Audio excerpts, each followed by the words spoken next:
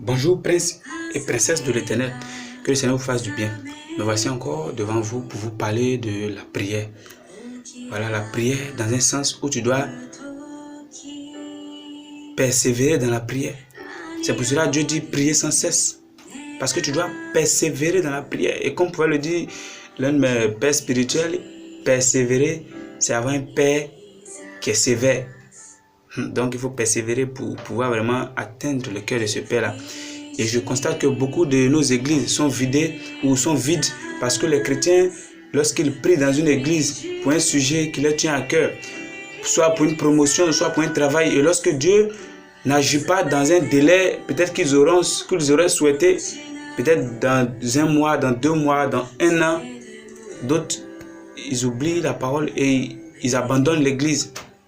Chrétiens que nous sommes, quand nous lisons la Bible, la femme qui perdait du sang pendant 12 ans, elle a insisté, elle a persévéré, parce qu'elle savait qu'un jour, Dieu allait répondre à sa prière, parce que Dieu existait.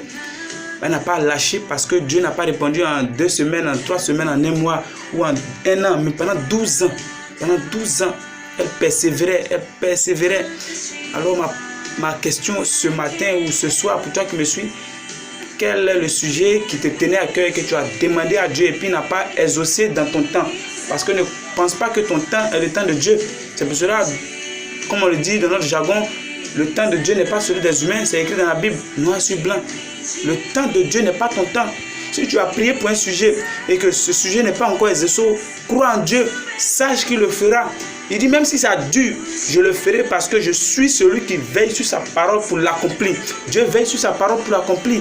Il ne veille pas sur toi, ta parole pour l'accomplir. Alors si lui, sa parole doit s'exaucer, ça va s'exaucer. Lorsque Job a perdu tout, l'Éternel l'a laissé dans un état vraiment, je dirais, pitoyable. Mais Job n'a pas dit, Dieu, je vais mourir. Sa femme a dit, maudis Dieu et meurs. Mais il a dit, non, je ne vais pas maudire ce Dieu qui m'avait tout donné. Parce que je sais qu'un jour, il répondra favorablement à mon appel. Et nous avons tous, pour ceux qui lisent la Bible, nous avons vu tous ce que Job a reçu après encore s'être dépouillé. Parce que l'Éternel répond toujours favorablement. Même si ça prend du temps. Chrétien que tu es, chrétien que nous sommes, nous devons persévérer, nous devons vraiment nous armer de courage, de patience. La patience. L'homme le plus patient, c'était Moïse, selon la Bible. Alors sois patient. J'aime les messages courts, mais les messages poignants, édifiants. Alors je vais m'arrêter là pour aujourd'hui.